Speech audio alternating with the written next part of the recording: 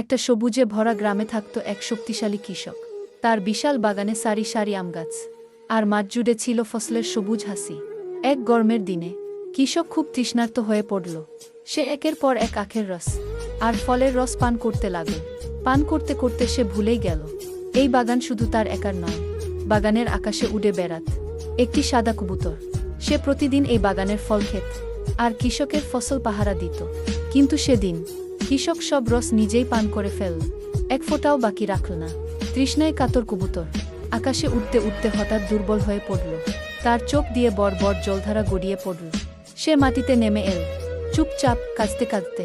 কবুতরের কান্না দেখে কৃষকের মন কেঁপে উঠল। সে বুঝতে পারল তার ভুল। লজ্জায় মাথা নিচু করে কৃষক কবুতরের সামনে ফল রেখে দিল। বলল, আমার লোভের জন্য তুমি কষ্ট পেয়েছ, আমাকে ক্ষমা করো কি? কবুতর ধীরে ধীরে ফল খেল, আবার শক্তি ফিরে পেল। তার চোখের জল থেমে গেল। আকাশে উড়ে যাওয়ার আগে কবুতর যেন বলল, সবকিছু একা ভোগ করলে সুখ থাকে না, ভাগ করে নিলে তবেই আনন্দ।